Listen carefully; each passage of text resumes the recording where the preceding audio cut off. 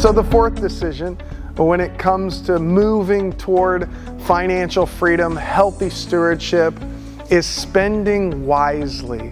And I think in our world, in our culture, this is one of our greatest challenges. We have a crisis. It is a spending crisis.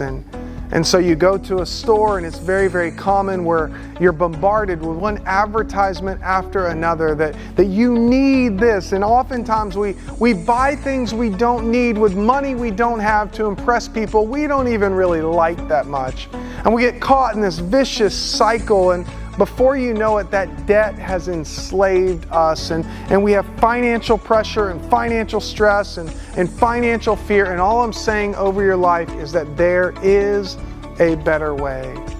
And I really want to encourage you to take advantage of these resources and do a deep dive, because you can have financial freedom. There are two things that I would suggest to you. One, it's real simple, to start praying over your financial decisions.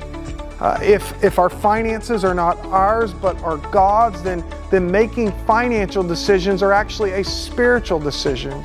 And it might sound really, really simplistic, but to slow down and say, God, would you have me spend your money on this? Because I'm a steward after all, I'm not an owner.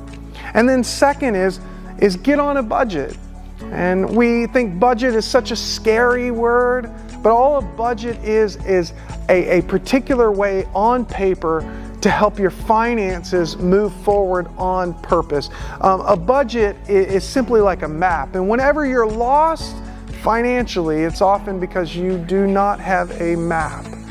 And then come up with a great name, by the way, for your budget.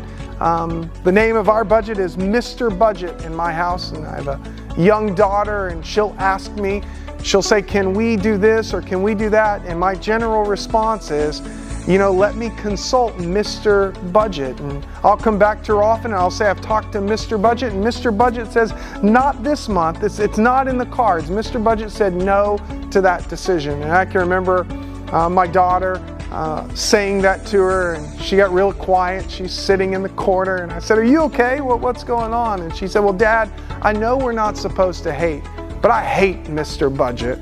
Budgeting can be challenging, and you have to find the way that works best for you and your family. But I am encouraging you to put down on paper what God wants to see in your life on purpose. And you'll be surprised how making these types of decisions really do lead us toward financial freedom, healthy stewardship with our lives.